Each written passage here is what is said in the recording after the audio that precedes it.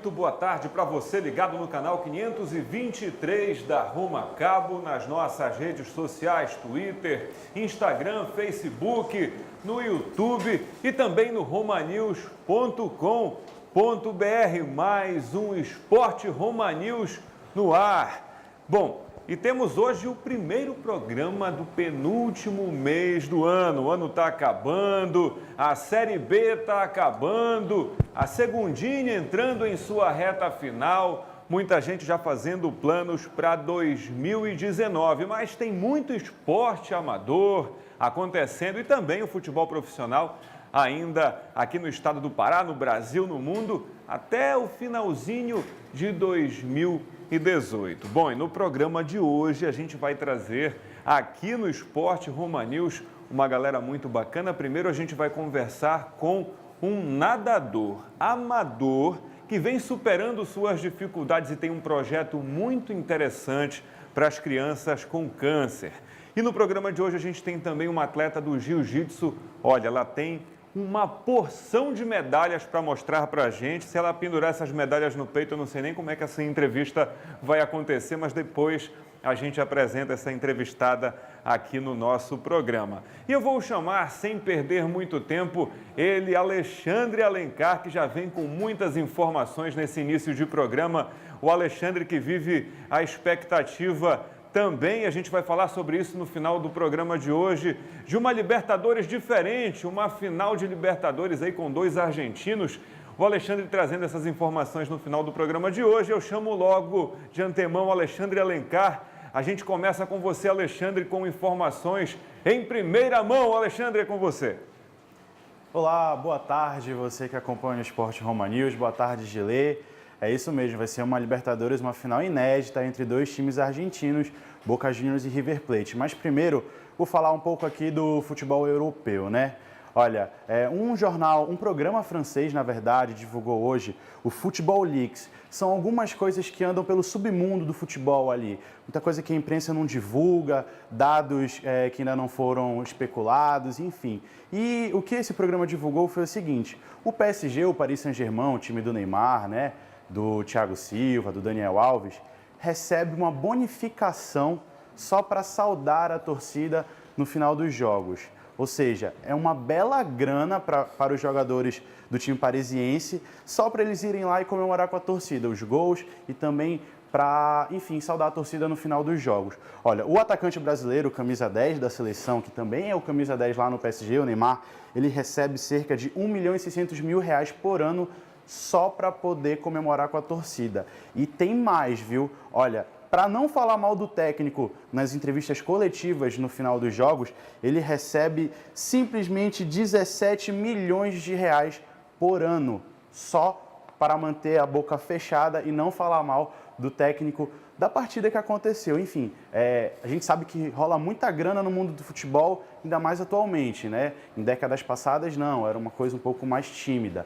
Mas hoje em dia o futebol está realmente superfaturado, o mercado está muito valorizado e o Neymar, a gente sabe, junto com o Mbappé, Cristiano Ronaldo, algumas outras joias, são os nomes que têm mais dinheiro rolando no mercado. A transação para o PSG foi muito grande também, depois de vir do Barcelona, né?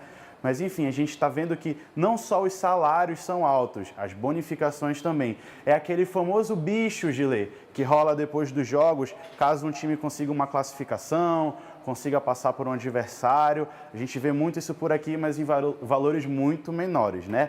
Enfim, esses são alguns bastidores do futebol. Daqui a pouco eu volto com mais notícias e aí eu devolvo para o Gilê.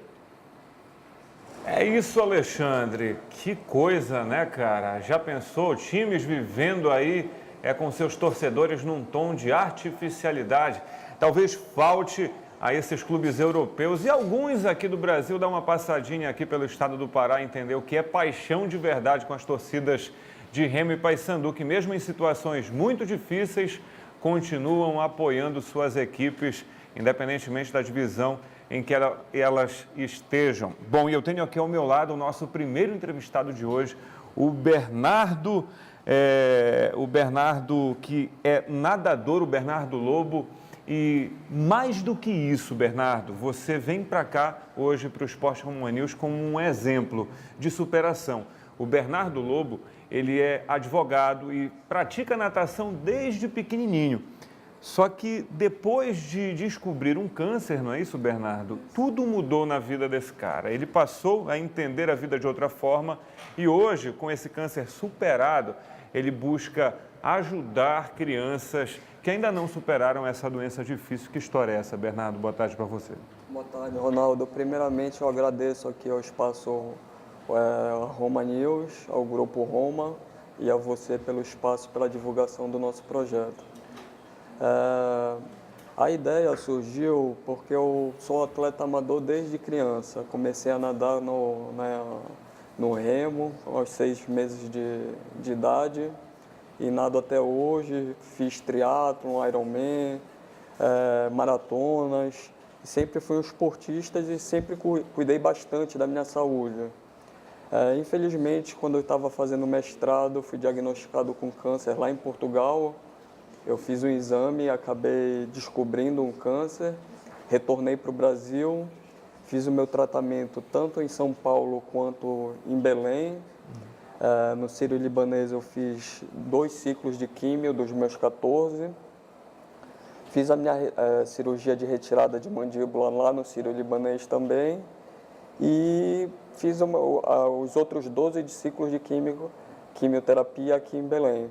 E a natação continuou sendo uma prática para ti mesmo durante o tratamento? Não, durante o tratamento o meu sistema imunológico estava muito baixo, então não poderia ter contato com a piscina. Entendi. E não tinha força para isso também. Estava no momento que eu tinha que cuidar mais de alimentação, descansar bastante. E não era um momento que eu podia nadar. Mas serviu de uma motivação para ti, por exemplo, de pensar, eu gosto de nadar, eu gosto de viver e eu quero superar essa doença para voltar a fazer o que eu mais gosto? Foi mais ou menos assim? Tudo que eu mais gostava de fazer, surfar, velejar, correr, triatlon, natação, eu estava impossibilitado naquele momento. Então a minha luta pela vida era voltar a fazer as coisas que eu amava, que eu amo até hoje. Nadar, correr, velejar. Então para mim era um estímulo sim, terminar o meu tratamento e voltar a fazer as coisas que eu amo. Terminado o tratamento, qual foi a ideia que você teve? E a gente te trouxe aqui para falar principalmente sobre isso, porque eu já estive em hospitais que tratam o câncer em crianças, é uma situação muito difícil. No Otávio Lobo, né, que é um hospital que a gente tem aqui em Belém, você pretende ajudar essa instituição, não é fácil para a criançada que está lá. O que você pretende, a partir da superação do câncer, promover para essas crianças que ainda estão em tratamento lá no hospital? Então, o projeto ele surgiu da seguinte forma. Eu pensava nadar essa prova, que são 24 quilômetros, depois dos Ironmans que eu fiz. E aí eu tive que adiar esse projeto para ir fazer um mestrado em Portugal. E no ano subsequente eu tive o tratamento. Então, obviamente, eu não pude participar da prova. Certo. E aí, quando acabou o meu tratamento em fevereiro, eu tentei retornar para a piscina em março, abril, maio, junho. Aí quando foi em julho era o limite. E aí eu comecei a treinar em julho e não consegui encaixar os treinos e não parar mais. Nado todo dia. E aí eu queria dar uma contrapartida para a sociedade, para as criancinhas com câncer, de todo o amor, todo o carinho, todo o tratamento eficiente, todos os profissionais que entraram na minha vida e cuidaram de mim e me permitiram estar aqui hoje vivo e vivendo coisas maravilhosas. Então, a forma que eu encontrei de dar uma contrapartida foi fazendo um projeto social, criando um projeto Nadando pelos Carequinhas e angariando fundos para fazer a reforma do solário. Esse solário é um espaço dentro do Hospital Oncológico Infantil Otávio Lobo, onde as crianças, quando não estão em tratamento, têm lazer, têm uma espécie de fuga daquele momento difícil ali do hospital. Quando elas estão no ambiente hospitalar, é um momento muito duro que elas lutaram, foi uma coisa que eu passei. Então, no Hospital Oncológico Infantil tem vários lugares maravilhosos, mas esse é um espaço que daria para trabalhar. E aí eu resolvi, junto com a ideia do Guto Risuênio, que me ajudou muito a idealizar o projeto, fazer uma cobertura no solário, porque era um local que as crianças não conseguiam usar muito pelo calor e pela sensibilidade da pele, pela quimioterapia. Então a ideia é fazer uma cobertura no espaço, colocar sistema de refrigeração, ar-condicionado, televisão, videogame, um tatame para elas poderem não se machucar quando estiverem brincando entre si, naquele empurra-empurra, brincadeira de criança, alguns brinquedos e um local para assistir filme e tudo. E o projeto arquitetônico foi doado pelo Joaquim Meira, o projeto arquitetônico estrutural, e a Quadra Engenharia, através do Leopoldo Coceiro, ele doou a parte de execução da obra e fez uma doação significativa para o projeto também.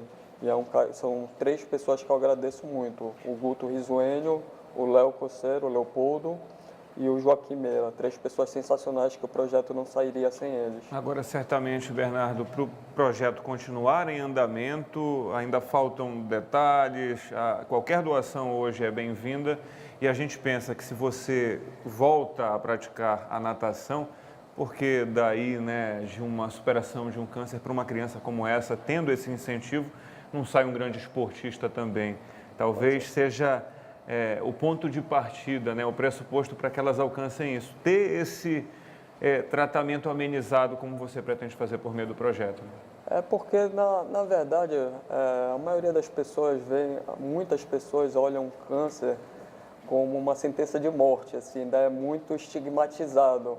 Só que existem vários tratamentos, vários diagnósticos, às vezes você é diagnosticado no início do câncer e tem várias possibilidades de cura e chance de você sair vivo e bem.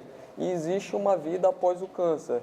Então, o exemplo de vida que eu tento passar é que, olha, 10 meses depois do meu tratamento, eu vou nadar uma prova duríssima, que são 24 quilômetros nadando de Bertioga para Santos. Então, muita gente nem acreditava, até mesmo eu tinha minhas dúvidas se eu conseguiria treinar e me preparar para essa prova. Mas tudo é possível, desde que você queira, desde que você tenha determinação. E essas crianças e as pessoas que estão passando por tratamento, elas têm que botar na cabeça que é uma fase dura da vida, mas é uma fase, como tudo na vida, transitória. Os obstáculos, eles surgem quando você menos espera, mas eles são completamente transponíveis. E Bernardo, para a gente já ir encaminhando para o final da nossa entrevista, hoje qualquer doação é bem-vinda e pode ser feita de qualquer forma, chegando até você por meio das redes sociais, procurando um ponto específico, indo até o hospital. De que maneira as doações para o teu projeto podem acontecer? As doações, elas podem acontecer na plataforma crowdfunding do Apoia-se, que é projeto Nadando pelos Carequinhas. Algumas pessoas não se sentem à vontade para usar a internet e me pedem, a maioria das pessoas, na verdade, e me pedem para fazer o depósito direto na minha conta. E aí me procura inbox, eu passo a conta e as pessoas têm feito muito isso também. E qualquer doação é bem-vinda. Eu agradeço a todos já que colaboraram e é um projeto muito bonito para ajudar as criancinhas com câncer na batalha delas contra o câncer e com certeza vai ajudar muita gente. E a ideia do Solarium é que eu queria deixar uma coisa permanente tanto para essa geração de criancinhas, mas quanto para as futuras. Às vezes, quando você doa feijão, arroz, fraldas, higiene pessoal, é uma coisa muito legal, ajuda bastante. O Instituto Ronald McDonald precisa, que recebe as criancinhas, eu faço doação de feijão para lá, mas é uma coisa que eu queria deixar permanente não só para essa geração, mas para as futuras também, um espaço legal para elas. E o exercício, Bernardo, do amor ao próximo, do cuidado com o outro? Há muitos ateus, evangélicos, católicos que, exercitando o amor ao próximo, alcançam esse bem maior, né? Que é você cuidar do outro sem olhar exatamente quem é esse outro, sem ficar julgando, enfim. E esse projeto teu, ele vai muito de encontro a isso, né? Você anonimamente pode estar contribuindo e muito para a qualidade de vida dessas crianças. É o que eu costumo dizer, independente de religião, eu não me considero católico, judeu, protestante, nada. A minha religião é fazer o bem. E quando eu vejo o grupo de pessoas se unindo para um projeto, para ajudar as criancinhas, você acredita num futuro melhor, numa situação melhor para o país. você vê muitas pessoas querendo fazer o bem, querendo ajudar. E é uma forma de passar num momento conturbado, bipolarizado, com o país dividido, que as pessoas se unindo para um projeto bonito para ajudar as crianças. Tu te vês hoje distante do esporte, pós tratamento, já recuperado do câncer? Tu consegue te imaginar sem fazer natação, sem praticar esporte, sem incentivar essas eventuais campeãs que vão sair lá do hospital, certamente curadas, a praticarem esporte também? Não, eu não me vejo longe do esporte. Para mim, esporte é vida, é você estar em contato com a natureza, seja no jiu-jitsu, boxe, muay thai, nadando, velejando, fazendo triatlo. Para mim, o esporte ele é sempre uma lição. Você tem que ter disciplina, o treino é forte, a prova é fácil. Você treina, você tem disciplina, você aprende a lidar com frustrações, você aprende a lidar com derrotas e você aprende a valorizar cada vitória na sua vida.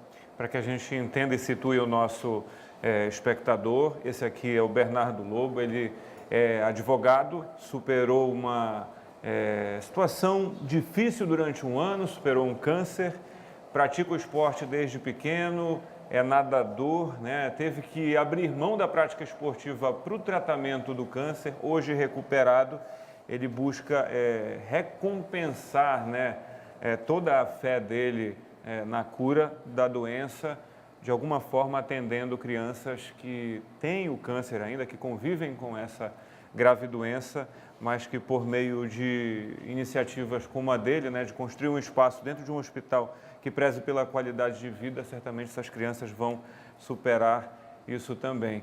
Tu tem contato direto com essas crianças, Bernardo? Eu tenho ido no Instituto Ronald McDonald visitá-las e fazer a minha doação. Brinco com elas nos eventos que tem, Dia das Crianças, Natal agora vai ter o Natal das Criancinhas. E eu tenho o amigo Guto Rizuênio, que faz um trabalho direto com eles. Então, sempre que possível, eu procuro doar um pouco do meu tempo, eu procuro brincar, conversar, sentir como elas estão. Porque o maior presente que você pode dar para essas crianças não é o bem material, é o carinho. Eu costumo dizer que se eu tivesse $1 bilhão na minha conta no ano passado, não ia fazer diferença nenhuma na minha vida. Eu ia estar passando por um mesmo tratamento duro, eu não poderia usufruir do dinheiro. Então, o meu maior bem naquele momento era o amor e o carinho que a sociedade me passou, os meus amigos, a minha esposa, os meus pais. Toda a sociedade me passou muito carinho e palavras que me reconfortaram e me fizeram lutar e acreditar na cura. E Bernardo, a tua rotina hoje, pós tratamento, ainda existe um tratamento que tu tens que fazer de manutenção, né, para acompanhamento. Hoje, como é que tu estás comportando como atleta, como advogado? Tu voltaste à rotina de fato pós recuperação desse câncer? Eu estou trabalhando normalmente, voltei para o meu escritório, advogando 100%, dando atenção para os meus clientes, para os meus sócios, que me seguraram a barra durante o meu tratamento todo. E voltei a nadar, voltei a treinar, voltei à minha rotina. É claro, durante esses próximos 5 anos, você sempre, a cada exame, você tem aquele medo de aparecer alguma coisa. Mas eu tento não pensar muito nisso, eu tento viver uma das maiores lições que eu tive é que eu quero estar mais presente na vida das pessoas, dos meus amigos, das pessoas que eu não conheço, influenciando de forma positiva, dando bom dia, boa tarde, boa noite e tentando ser a minha melhor versão a cada dia. Legal, obrigado então, Bernardo Lobo, uma história de superação que a gente conta aqui no nosso Esporte Roma News. Eu vou chamar o Alexandre Alencar novamente, muito feliz com essa entrevista de hoje. Alexandre, depois dessa entrevista que foi um choque de realidade para muita gente, quem quiser contribuir aí com o Bernardo, é só procurar ele nas redes sociais, o Bernardo Lobo, e ajudar esses carequinhas que estão precisando certamente da sua contribuição. É com você, Alexandre. É isso mesmo, sempre muito bacana ver o esporte mudando a vida das pessoas, né? No caso do Bernardo aí, a natação, enfim. E outro esporte também que costuma entrar muito na vida de jovens que não são muito bem favorecidos financeiramente, enfim. é também o boxe. A gente sabe que o brasileiro sempre foi muito apaixonado por artes marciais, né? Ultimamente com o UFC, que vem tomando um espaço maior, né, no coração dos brasileiros. Teve o Lyoto Machida, que já foi campeão do UFC, enfim. Em tempos mais antigos, o Popó, que também deu muitas felicidades para o povo brasileiro. Mas, como eu disse, o boxe ele costuma estar sempre presente em jovens das periferias, sempre com muitos projetos sociais desenvolvidos por ex-atletas de boxe. E um desses atletas é o Júlio Oliveira, ele é o dono da academia Rock Balboa lá no Jurunas. Conheço ele já há algum tempo e ele faz esse trabalho com crianças e também com atletas que visam um pouco mais, enfim, a competição, né? A competitividade, o ganho profissional mesmo. 13 atletas aqui do Pará vão participar no dia 2 de dezembro de um campeonato brasileiro de boxe lá em Fortaleza, no Ceará. E entre esses 13 atletas tem alguns da academia Rock Balboa de lá do Júlio Oliveira. A nossa repórter, a Vitória Ribeiro, foi até lá, acompanhou um treino desses rapazes e conversou com o Jura, que é o técnico, foi técnico muito tempo da Seleção Brasileira de Boxe, e com o Cleison, que é um dos atletas que vai para lá, para Fortaleza, para tentar trazer o título aqui para o Pará.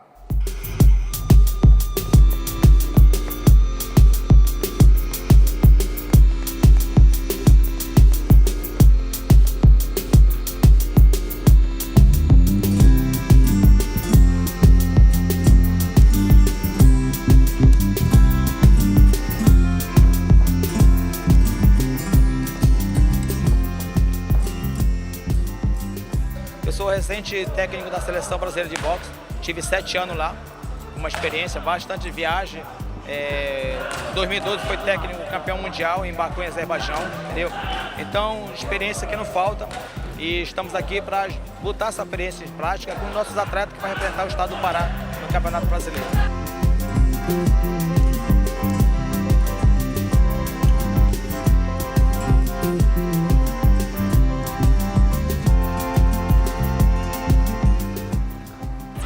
Minha expectativa está muito boa, treinando em conjunto com a seleção paraense, uma harmonia boa entre a gente, todo mundo se ajudando, falta uma coisa um traz, o outro traz, entendeu?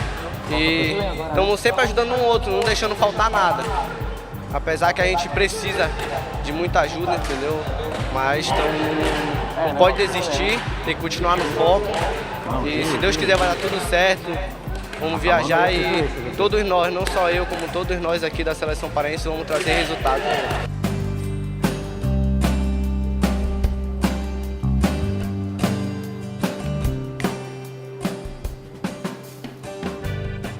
Qual a importância do boxe na tua vida e na vida desses jovens? Então, a importância do boxe para mim é um tudo.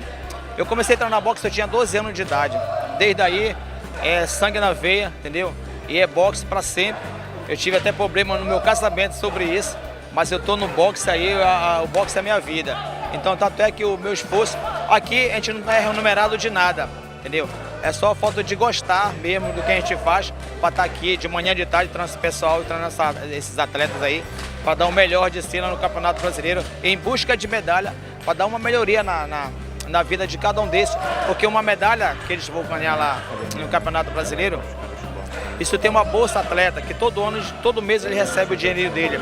E com certeza isso vai dar mais uma possibilidade melhor do atleta se dedicar mais ainda no treino.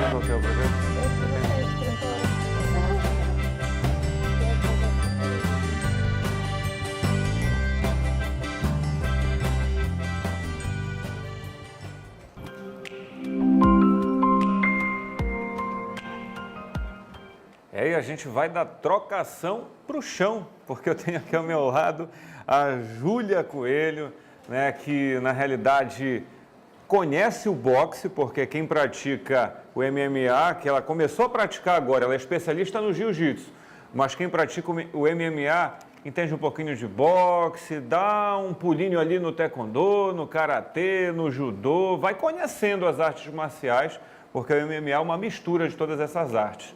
Mas a especialidade mesmo da Júlia Coelho, a gente está mostrando aqui no telão, é o jiu-jitsu. Ela que começou a praticar o jiu-jitsu há 5 anos. Júlia, boa tarde para você. Foi amor à primeira vista? Eu não vou entregar a tua idade, mas tu começaste a praticar 5 anos atrás, com 19 anos? né? Entreguei sem querer. Tipo isso. Como é que foi isso aí, esse amor ao jiu-jitsu? Boa tarde mais uma vez. Boa tarde. Não foi amor à primeira vista.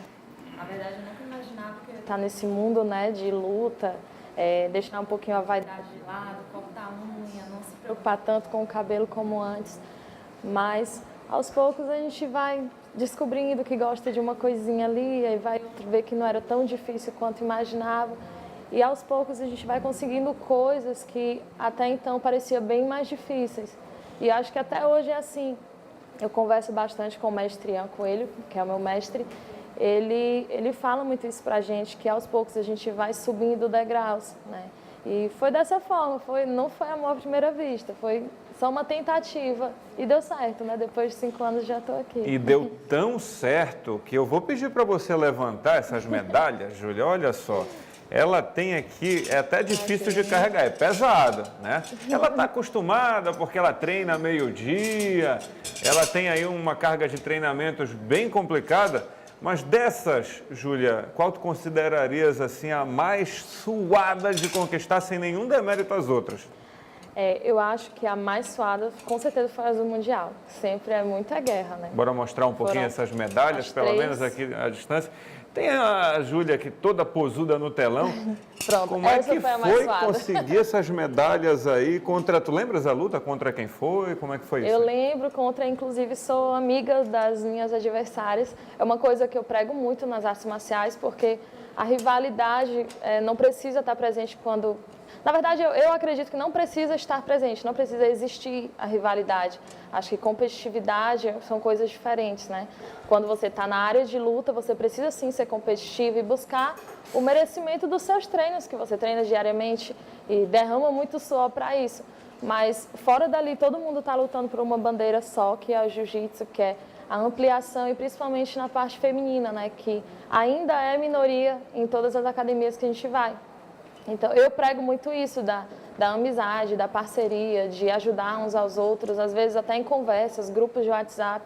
A gente não precisa ser da mesma equipe, mas dá pra gente ajudar e dar exemplo para a nova geração, né? Que tem muita criançada aí chegando. E a Júlia, que é professora de educação física, é atleta de jiu-jitsu, está começando aí para o MMA agora. E dentro da academia do Ian Coelho, que já veio aqui também no Esporte Roma News, existe um projeto, não é isso, Júlia? E você vai participar desse projeto diretamente com a inclusão de crianças, né, que estão em situação não muito confortável na comunidade, mas puxando essas crianças para o esporte. Que projeto é esse? Exatamente. Na verdade, eu tenho esse projeto dentro do CT há uns 3 anos. Esse ano teve a primeira graduação, a galerinha recebendo faixa amarela, faixa laranja, coisa mais linda do mundo. E esse projeto vai ter mais um polo fora que, se não me engano, o nome do bairro é Terra Firme. Vai ter mais esse polo e vão ter 2 turmas, de manhã e à tarde. Inclusive, da tarde eu vou ser instrutora. A gente vai iniciar agora quarta-feira que vem e a gente está muito feliz, né, em estar fazendo isso para essas crianças que vão ter um contato maior com a arte marcial e com tudo que a gente prega, que é a disciplina, que é a filosofia de vida, porque não é só um esporte, né? Tem todo o ensinamento por trás disso. Uma das coisas que eu entendo acompanhando o esporte já há um tempinho é que a arte marcial, ela te traz foco, te traz disciplina, ela começa a te direcionar quando você está num momento meio conturbado. É uma verdadeira terapia. E para crianças que não têm, às vezes, o referencial ideal, a arte marcial acaba vindo como um instrumento fundamental, que transforma realmente, que encaminha essas crianças. Você já deve ter visto casos assim, né? De crianças que chegam com nota baixa, numa situação bem complicada de respeito dentro de casa, chamando palavrão. E se transformam completamente, Júlia. Com certeza. Como a gente falou, eu comecei tarde na arte marcial em relação ao que o pessoal geralmente começa, né?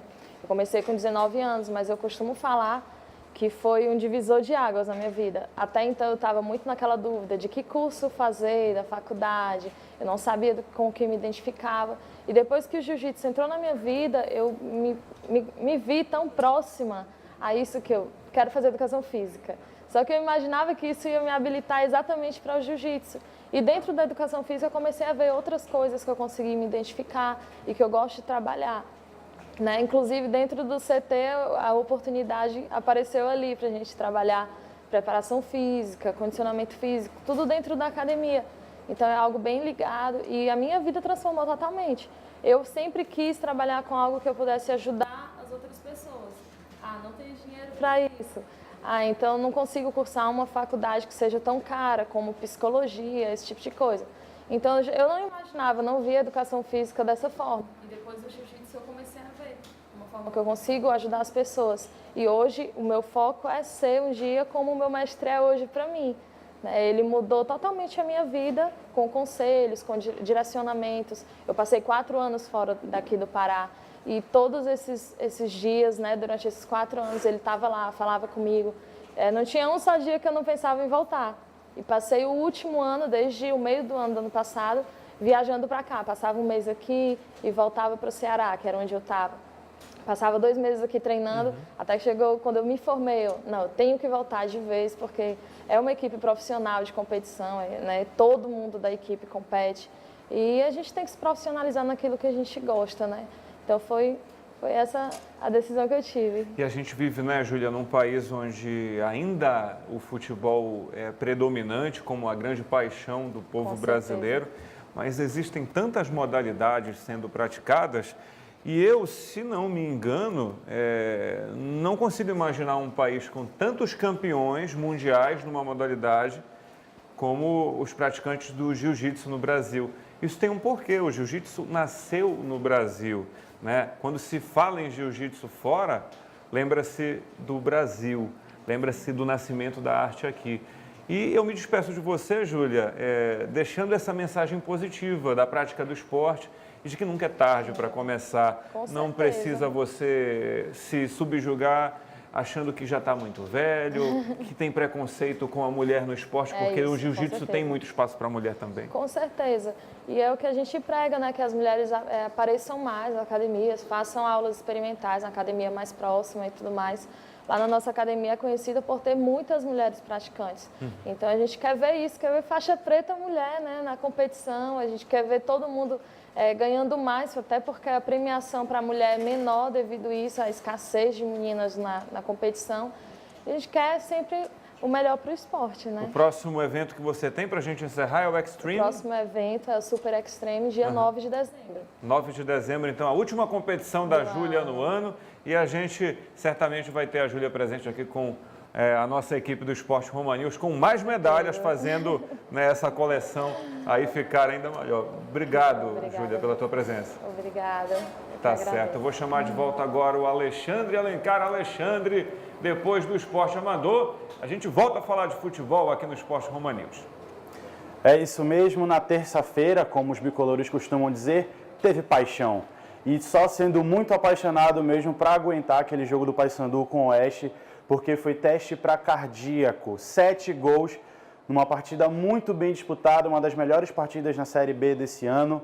O Paysandu acabou conseguindo a vitória no final, um gol do zagueiro artilheiro Diego Ivo, ele que faz mais gols do que os atuais atacantes do Paysandu na temporada.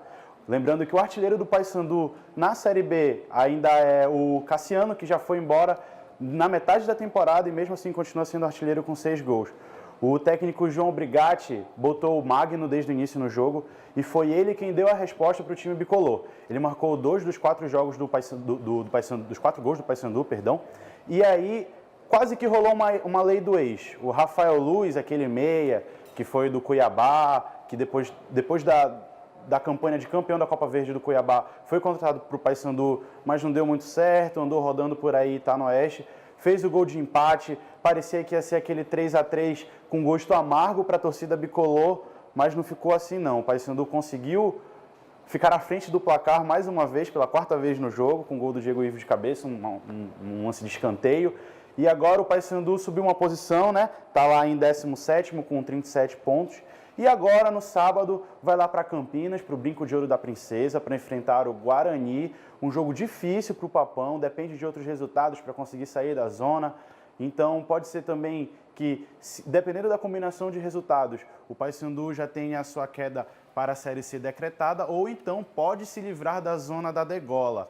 Olha, Paysandu e Guarani já se enfrentaram 18 vezes, com 7 vitórias do time campinense, 6 vitórias do Paysandu. Mas assim, apesar de ter vencido menos, o Paysandu marcou mais gols. O Guarani marcou 23 e o Paysandu marcou 26 gols. Então, quem gostar de estatística aí, né, tem uma leve vantagem para o Paysandu em números de gols marcados, Gilê.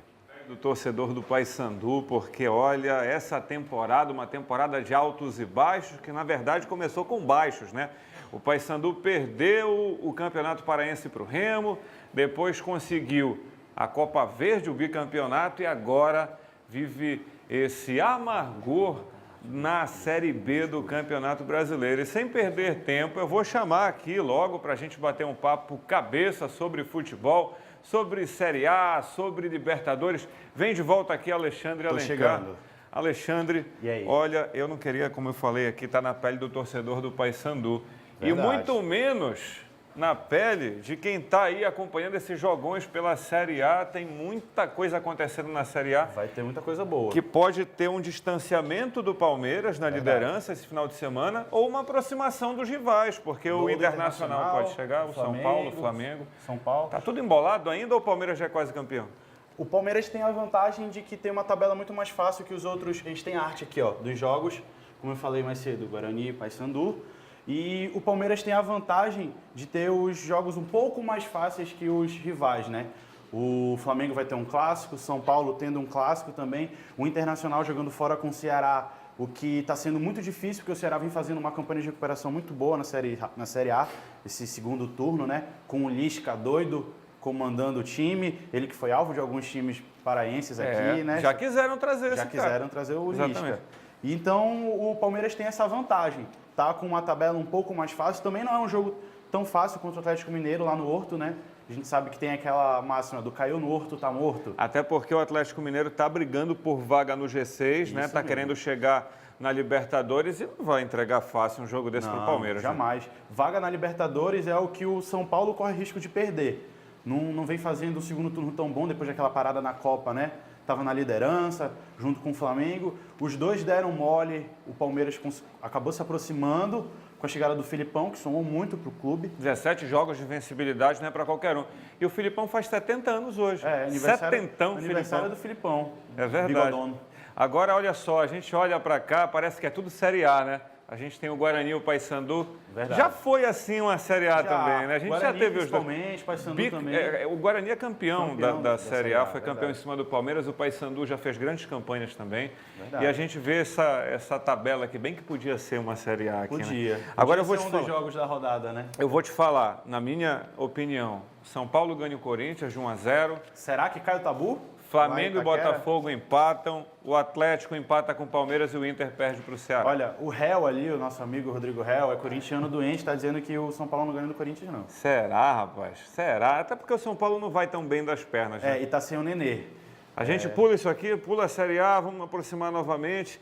O que tem, Alexandre, para o torcedor, para o cara apaixonado por futebol nesse final de semana, é um prato cheio. Além desses jogos todos, a gente tem Boca e River numa final de Libertadores.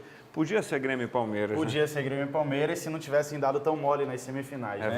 É verdade. Fica um palpite aí, já teu para esses jogos da Libertadores.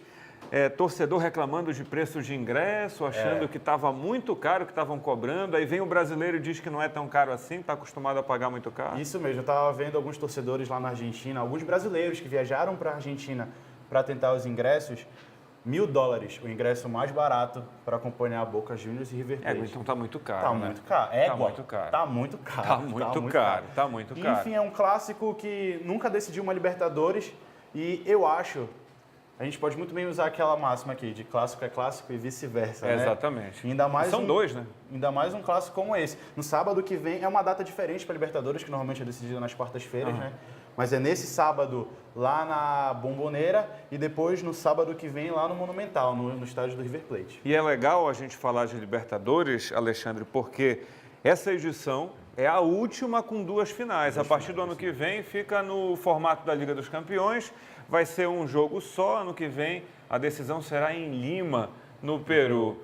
E a gente não pode prever quem vai ser o finalista no ano que vem. Mas para quem vive o calendário do futebol brasileiro, o Palmeiras está indo para o 77º jogo. Vai ver se jogo. Boca e River jogam tanto. Não. É mais fácil descansado, às vezes. Não é desculpa, mas para quem não tem um calendário tão longo quanto o nosso, chegar numa final é mais tranquilo. A gente tem o exemplo do Flamengo na temporada passada, que disputou Libertadores, Sul-Americana, Copa do Brasil, Estadual, Brasileirão. Enfim, foram quase 90 jogos no ano. É muito jogo para poucas datas. Então, muitos dos jogos têm 2 dias de intervalo entre um jogo e outro. Então, não dá para o atleta ter aquele descanso na musculatura. E nem todos os elencos são capazes de disputar em alto nível todas as competições. É isso. Então, por isso que a gente vê, eu acho, Palmeiras e Flamengo, os 2 times com mais dinheiro no Brasil, Nos cofres. tendo, enfim, desempenhos melhores nas competições, porque tem um elenco mais recheado, um elenco mais completo mesmo. São essas as 4 grandes equipes do Brasil, né? Flamengo, Cruzeiro, Grêmio e Palmeiras hoje. A gente vai ficando por aqui com o nosso Esporte Roma News, no canal 523 da Roma Cabo, no portal Roma News, no YouTube, no Twitter, no Facebook. A gente volta semana que vem. Valeu, Alexandre. Valeu. A gente se vê. Um abraço. Até lá.